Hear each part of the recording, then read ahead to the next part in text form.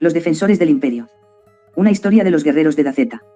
Esta obra ha sido escrita y donada por el autor Jaume Ferriol Perelló a la Asociación de los 6 Grandes Sabios para su distribución y divulgación gratuita y sin ánimo de lucro. Lo aquí narrado se enmarca dentro del universo de Daceta, y queda amparado bajo los derechos intelectuales del universo de Daceta, reflejados en otras obras análogas como Los Guerreros de Daceta, La Conquista de Olduten. El contenido de esta obra es totalmente oficial y canónico. Dicho esto, tan solo nos falta desear que disfrutéis con este pequeño relato tanto como su autor disfrutó a la hora de escribirlo.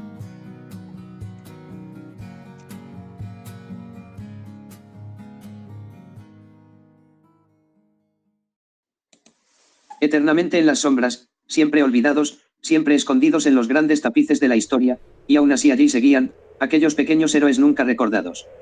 Osiris se agachó, puso su rodilla contra el fango y pasó sus dedos sobre el charco de sangre. 2 camaradas le seguían de cerca, aún sobre sus motos. Su uniforme de policía imperial permanecía lleno de barro, pero aunque lo limpiaran a fondo no podrían quitar las marcas de desgaste sobre su cuero verde oscuro, ni sus innumerables agujeros y arañazos. Se decía de la policía imperial que cuando alguien ingresaba en el cuerpo le daban 2 pares de uniformes que debían llevar toda su vida. Había algo de verdad en aquellas leyendas, las cosas se aprovechaban y los hombres llevaban sus uniformes durante años, práctica que no les permitía lucir tan magníficos como lo hacían los orgullosos guerreros de las grandes órdenes militares. Ha matado de nuevo, susurró Osiris. Solo había sangre, y algunos trozos de carne y hueso desperdigados por la escena del crimen. Hubiera pasado lo que hubiera pasado, aquella persona había muerto de una forma horrible. El día era oscuro, pronto caería la tormenta. Osiris se levantó. Hay que seguir, tenemos que detenerlo antes de que cause más muertes. Capítulo 1. Preludio antes de la tormenta. Subcapítulo 1. La taberna estaba llena, más que de costumbre. Los innumerables asesinatos de los últimos días eran, sin duda, el principal motivo. La gente se sentía más segura en aquellos lugares, rodeados de camaradas entre gruesas paredes. Aunque quizás lo que más atraía a los parroquianos era la posibilidad de hacer desaparecer el miedo con 2 o 3 tragos de alguna bebida alcohólica. Babucela era un pueblo ordinario. 1 millar de almas convivían en torno a una plaza de piedra, agolpados en barracas de ladrillo y techos de madera. La gran mansión de Grusel, y su fábrica de autómatas constituían el núcleo económico de aquella villa. Prácticamente todos los habitantes trabajaban allí, aunque algunos, sobre todo los más ancianos, aún se resistían a abandonar las viejas costumbres del campo. La última vez que un suceso generó tanta expectación fue cuando el viejo Frank quedó atrapado en la laminadora automática. Del pobre hombre solo sacaron una masa de carne sanguinolenta. Durante una semana fue el único tema del que se hablaba en Babucela. Ahora aquel bullicio había regresado al pueblo. No había otro tema del que hablar que no fuesen el de los asesinatos de los últimos días. Hathor permanecía junto a sus 2 amigos, Josué y Crasio. Era tal el bullicio, que los 3 compañeros se habían visto obligados a sentarse junto al viejo Trenkins, un policía imperial jubilado, anciano somnoliento famoso por beber hasta quedar totalmente seco. Los 3 jóvenes bebían despreocupados, aún tenían aquella inocencia de la juventud que les hacía creer que todo lo malo les pasaba a los demás, no a ellos, como si el destino no gozara llamar a su puerta. ¿Entonces crees que es un lunático, Josué?, preguntó Hathor. ¿Que si no?, contestó el joven de pelo moreno y largo. Hay que estar como una puta cabra para hacer esto. No se meditó Crasio. Yo creo que es una bestia, una gran bestia. En los escenarios del crimen solo hay sangre, algo se ha comido los cuerpos. Una bestia, en Daceta. Se rió Hathor. ¿Qué te han servido, Crasio? Seguro que has pedido cerveza. Se rió Josué. Maldita sea, no digo ninguna estupidez, se quejó el joven.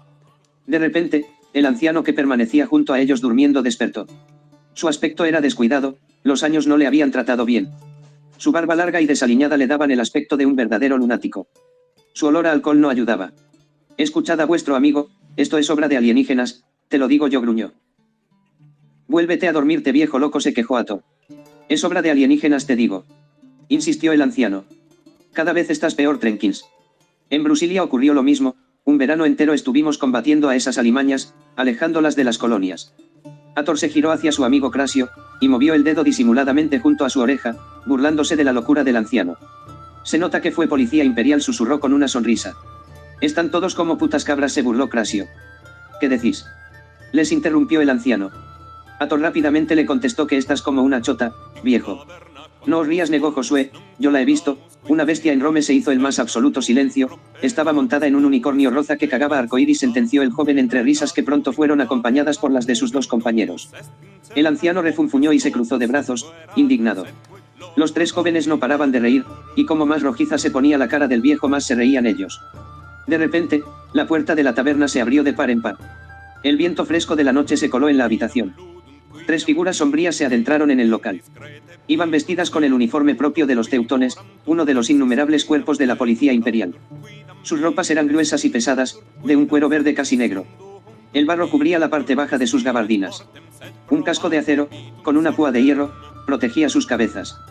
Parecía anticuado, todo su equipo lo parecía, desde sus largos sables a sus ametralladoras con bayoneta. ¿Policías imperiales?, preguntó Crasio con sorpresa. Me temo que estamos peor de lo que temíamos, replicó Josué. Si nos mandan a estos inútiles no arreglaremos nada.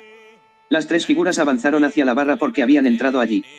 Sus ropas estaban empapadas, quizás querían calentarse, o tan solo buscaban un trago de Sulein con el que pasar la noche. A los víboras necesitamos, no hay trabajo que un víbora no pueda hacer mejor que 1000 de estas sabandijas, indicó Ator. Mirad su uniforme, están hechos una guarrada. ¿Y sus armas qué? ¿Te has fijado en sus armas, Ator? Son más viejas que mi abuelo, añadió Josué. Los jóvenes se echaron a reír. Por los víboras gritaron al unísono antes de brindar. El bullicio se estaba intensificando. Empezaban a notarse aquellas copas de más entre los parroquianos. Los 3 jóvenes miraban a la policía imperial, intentando escuchar de qué hablaban con el tabernero, pero fue imposible. Soy Culomerdis, sargento del escuadrón de pedantes número 3, empezó diciendo Josué, haciendo como si leyera los labios del policía. Hemos venido aquí a hacer lo que mejor sabemos, beber y beber hasta caer pedo. El tabernero contestó al policía, señalando con el dedo una dirección aparentemente sin sentido para los jóvenes. Las burlas siguieron. Si sigues recto y giras a la derecha encontrarás la mierda, que es donde todos deberías iros, replicó Ator, imitando al tabernero. Los 3 jóvenes empezaron a reír alocadamente hasta que el anciano les interrumpió. Más respeto, jovencitos, gruñó. ¿A quiénes? A esos.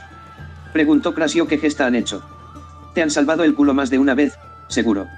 Los 3 jóvenes se echaron a reír, como si el anciano hubiera hecho una broma. ¿Quiénes creéis que detienen a los ladrones y a los traficantes de droga? Los víboras. Los víboras no tienen tiempo para estas tonterías, espetó Ator. No, ellos combaten a los alienígenas, se dejan la piel en épicas batallas en las fronteras del imperio. Exacto, afirmó el anciano de forma tajante, y mientras, la policía imperial se encarga del día a día. No todos los héroes llevan OUSE, compañero. No todos los héroes llevan OUSE, esa sí que es buena, se rió Josué. No sé por qué te ríes tanto, muchacho, que yo sepa ya has suspendido 2 veces los exámenes de admisión a los víboras. Le replicó el anciano. El rostro de Josué palideció.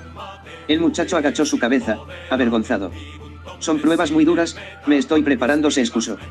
Y tú, Crasio, buenas notas teóricas, pero las pruebas físicas las has suspendido ya 3 veces, ¿no es así? ¿Cómo sabes todo eso, viejo? Le replicó Crasio indignado. Es un pueblo pequeño, jovencito, aquí se sabe todo, incluso los días que hace que uno no se cambia de calcetines. Bueno, yo superaré la prueba, anunció Ator con orgullo. El pecho del muchacho se infló, y se puso derecho, mostrando sus fornidos brazos con alegría. Yo pasaré las pruebas físicas sin problemas, repitió con entusiasmo. Pues con la teoría lo tendrás jodido, creo que no aceptan a tontos como tú, se burló el anciano. Sus 2 compañeros le siguieron la broma y empezaron a reír. Tíos, ¿qué hacéis? Se quejó Ator. Macho, tienes que aceptar que ha tenido su gracia, le contestó Josué. Subcapítulo 2.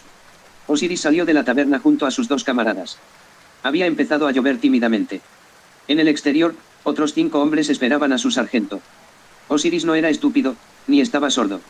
Había podido percatarse de las burlas de los parroquianos del bar, y aunque no les había prestado mucha atención, no podía negar que no produjeran en su corazón una amarga sensación de malestar. Dejó que la rabia se alejara de su mente, y decidió calmarse. No le gustaba que hablaran mal de su noble profesión, había arriesgado su vida incontables veces, demasiadas para tolerar tales insultos. Aún así, había considerado que no tenía ningún sentido montar ninguna escena en el bar. Así eran los suyos, nunca montaban más lío del necesario. Actuaban de forma imperceptible, arreglaban los problemas sin hacer demasiada publicidad. No era como los víboras espaciales o los guerreros del acero, que anunciaban cada uno de sus logros, por pequeño que fuera, por los 4 rincones del imperio. La policía imperial no tenía nada a ganar con aquello, no se molestaba en hacer de cada una de sus acciones algo épico. Osiris no podía negarlo, sabía que entre la población del planeta no gozaban de buena fama. Los gobernadores, del bando que fueran, se habían dedicado a dirigir los recursos del imperio hacia la política exterior, conquistar planetas y expandir el imperio era lo que la gente le gustaba, y por ello también era con lo que se alimentaba su patriotismo, con relatos de grandes batallas en planetas lejanos y estatuas de oro de sus grandes héroes. Eran los víboras y los señores del acero quienes se llevaban sus alabanzas, ellos eran sus salvadores, eran gigantes, poco quedaba para la policía imperial, nada más que una sombra. Combatir la delincuencia urbana, Los alborotos del día a día, eran poca cosa ante la conquista de planetas enteros y la lucha contra el aterrador enemigo que creían que aguardaba más allá de sus fronteras. Aquel miedo, aquel terror a lo de allí fuera era lo que había convertido al pueblo en un rebaño de ovejas asustadas y controlables, los gobernantes lo sabían y se procuraban de seguir alimentándolo. ¿Qué habéis averiguado?, preguntó uno de los camaradas que había esperado fuera. El sargento subió a su moto. Hay una persona que ha visto a la criatura. Como es evidente, nadie le cree, y lo toman por loco, pero aún así nos han dicho dónde encontrarlo. Subcapítulo 3. ¿Qué? ¿Seguimos a esos pendejos?, preguntó Josué entre risas. Podría ser divertido. La idea sorprendió a los presentes. Hathor se llevó la mano a la barbilla. En un estado normal habría rehusado aquella excursión, pero llevaba ya algunas jarras de Sulein de más. Quizás el buen criterio de Crasio les hiciera rectificar. Pero ¿y si nos encontramos al asesino? Somos 3 aspirantes a víboras, no hay asesino que pueda hacernos frente, replicó Josué, y estará la policía imperial cerca, son unos inútiles, pero al menos van armados. ¿Y por qué no?, sentenció Hathor. Demos una vuelta. Los 3 camaradas entrechocaron sus copas y de un trago se acabaron el poco líquido que les quedaba. Su pequeña aventura daba comienzo con aquel simple gesto.